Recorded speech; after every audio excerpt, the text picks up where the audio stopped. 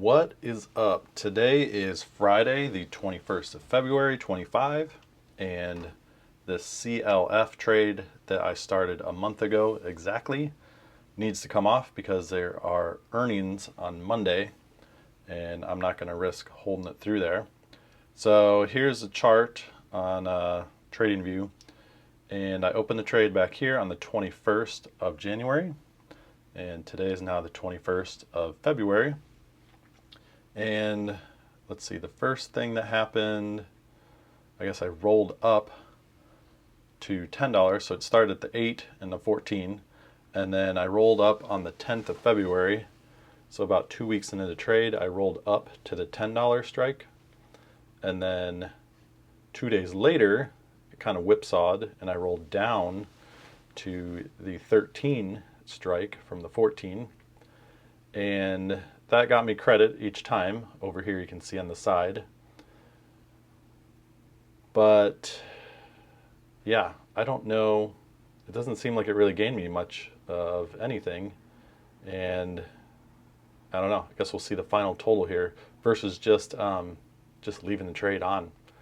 So, but that's what Tasty said to do. So that's basically what I did. However, when it rolled, which one of these? Oh, the last couple days, I could have rolled up again, but there was literally just like 2 days to go, so it didn't make sense to me because there wouldn't be enough time decay. Yeah, and then you're paying like another dollar in fees for the roll up of the trade, because yeah, it's been sitting at like, what's the delta? Yeah, right now it's a negative 18. And I think yesterday or the day before at one point it was like negative 24 or something. So I definitely, according to Tom and Tony, I should have been rolling up the put. But I knew I was going to close this trade out in like 2 days, so it didn't make sense. This claims I have $7 of total profit here. And I guess we're going to close it out. We'll see here, once everything is all said and done, how much I actually made.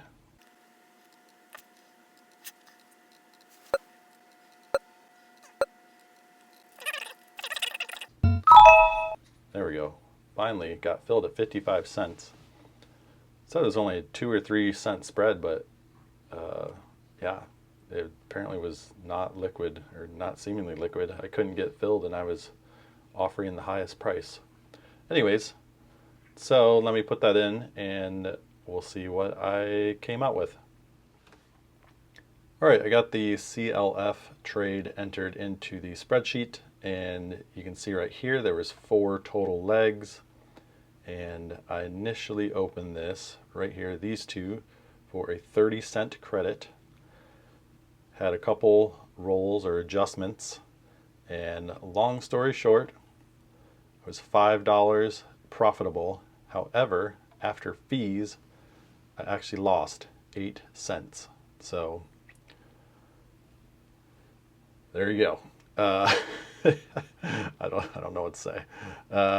Ultimately, this one loser offset the winner. Well, I guess it's a little more complicated than that. But yeah, the adjustments, even with the adjustments after fees, I still lost 8 cents, or you can just call it a total wash. Now, if I would have just stuck with the 8 and the 14, this says right now it's a 25-cent mid price.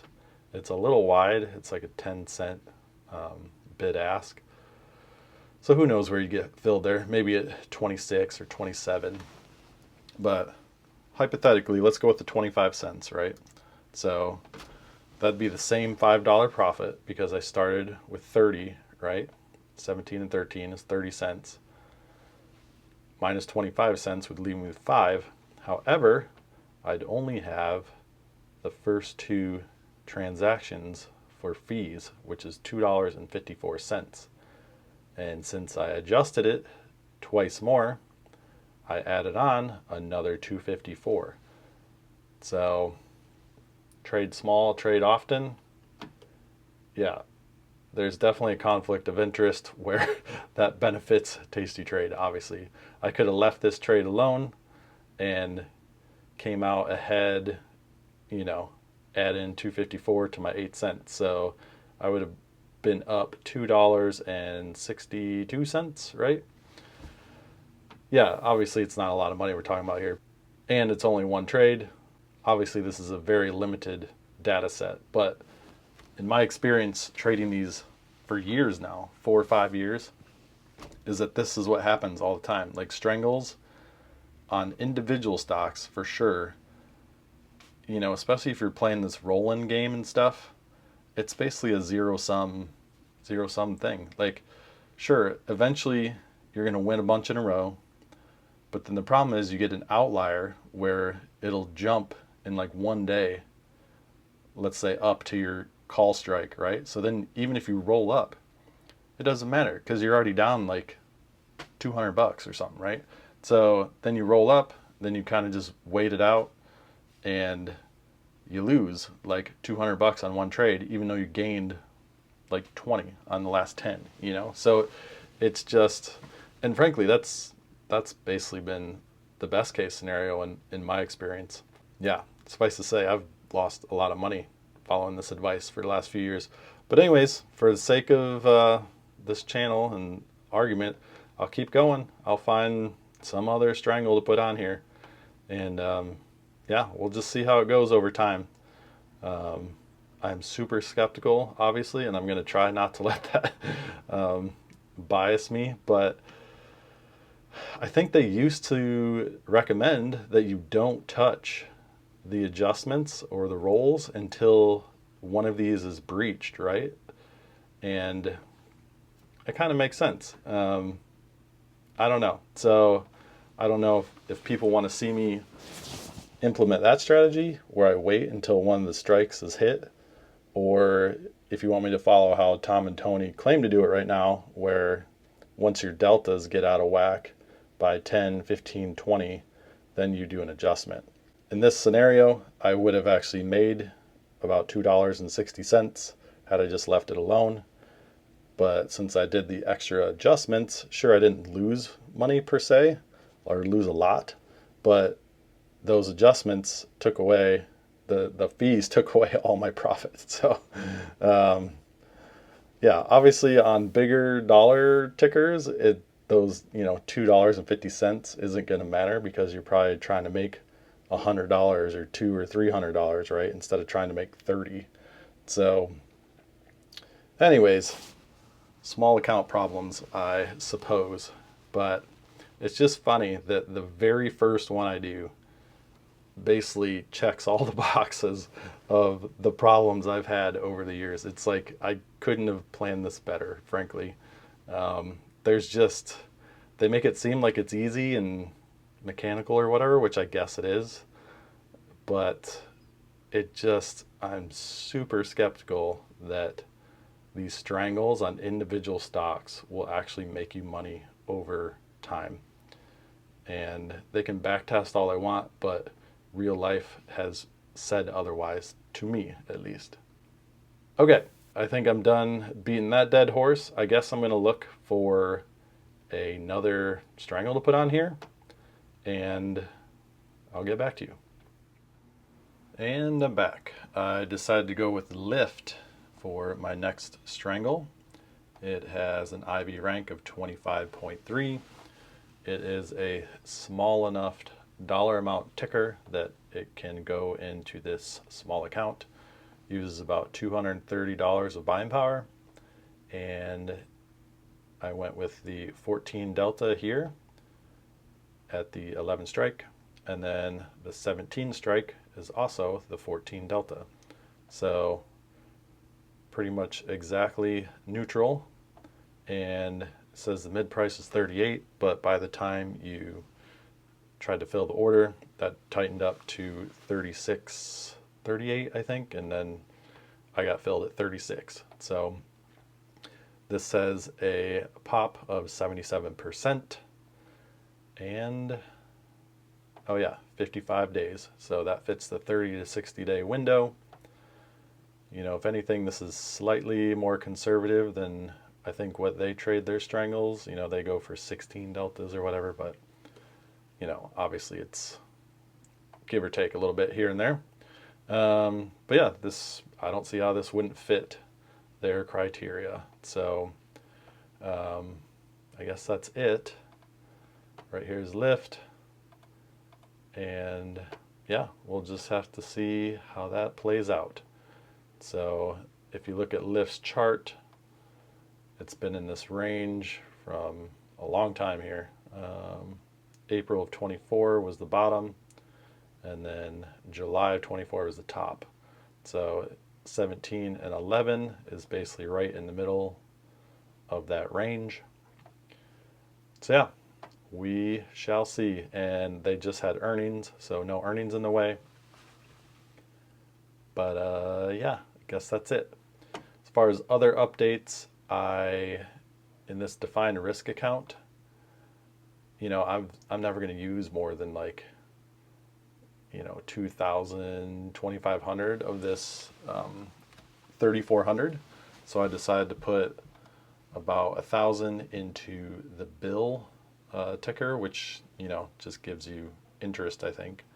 And I think right now that's like 4.5% on the year. So at least I get a little bit of money there. And I just did that yesterday, I think. And then what else? Oh, this defined risk account, I have closed out 3 trades. I had 2 iron condors on there, and then just 1 vertical put spread, I think. They were about a month old each. They were trades 4, 5, and 6, and now I have 7, 8, 9, and 10 running still. Here are the trades I closed out right here in the middle. I closed out these 3 over the last few days. Well, the last 2 out of the 3 in the last couple days here, and then this was about a week ago. But the 2 iron condors were about a month each, and then this short put spread, which I've probably already covered, was 17 days. That got me $50, $60 after fees, though. They got me $134.36 total, and those are 50%, 43.5, 43.5 pre-fee. I will say the iron condors on SPX definitely eat up some fees when you're doing them tight like this. Look at these total fees. $10.26 for that iron condor. Yeah, just over $10 for an iron condor, and then obviously half of that for a put spread or vertical spread. So that's kind of a big chunk when you're only trying to get 50 or 60 bucks, right? But hey, again, this is kind of small account woes, right? When you got such a small account, you're going to have to bite the bullet on some of these fees, because you can't. It'd be way too risky and large for me to spread this out to like a 10-point wide versus 5-point wide. I mean, because this, if it goes against me, I'm going to lose about 400 bucks. But if I spread that out, I would lose 800, and that's way too much for a $3,500 account. I'm left with these 4 positions on here, and let's see. Oh yeah, yesterday was down. The market was down about 0.8% at one point, and I opened up this trade here, and we're down again today, but yesterday rebounded, went from 0.8 back up to like 0.4 as a loser. And so I was actually up about $5, and now it looks like it came back down today. Yeah, back down 0.6. So basically right around where I opened this trade. It says it's a $5 loser, but essentially it's a wash at this point. And I think that's probably it. This buy and hold account is stupid, and the Sweet Bobby Hedge account, it's going. It's super slow when you're doing these long dated things. I mean, these have been open for 46 days already, and I have an order to close this out at 20 cents, which is this one, I think, but there's still $1.38 left over. even after, what is that, like a month and a half. So yeah, I guess maybe in the future I'll do shorter durations. I guess that would make sense instead of doing like, I think I started at, I guess I would have been 120, 130 days. I guess now that I think about it, Sweet Bobby would do them as short as 60 days, potentially. So yeah, might need to adjust that going forward, not quite as long. I mean, it's fine to do them long dated, I guess. I mean, these are all hedges right now, technically speaking. And then if and when these short puts come off, they'll even be bigger hedges. It just moves slower, I guess is the point. So, all right. I think that covers everything for this week. Mainly I closed out those 2 trades for profit, opened up one more here, and then you just saw me close out CLF, and I opened up Lyft. So yeah, everything's going okay right now. However, everybody's a genius in the bull market, and right now it's nothing out of the ordinary. We've gone sideways to up for the last 2 months. What is this? Almost end of February. So yeah, basically of 2025, we have gone up. Let's see. Come up here to SPX, 12 months. This says the market is up 3.3%. So yeah, when the market's just kind of churning higher, unless you're aggressively shorting the market, which I've made that mistake in the past, and I'll save that rant for another day on who I'm going to blame influenced me to try that stuff. But yeah, as long as you're not aggressively shorting the market in a bull market, you're going to make money. So none of this is convincing to me at this point. Yeah, we'll see. We just got to chug along until there's some big volatility event. Frankly, that's what's really messed people up, and me specifically has messed me up, and or stuff turns into a bear market, or like I said at first, I lost a bunch of money trying to kind of short the market with iron condors or strangles, and that didn't work. I thought I was being neutral, but the market was really strong the last few years, except for 2022. And if you're trying to do that on individual stocks, you get smoked, let me tell you. So anyways, that's it. I feel like I'm rambling. So thanks for tuning in, and I'll keep you posted. Have a good weekend. See ya.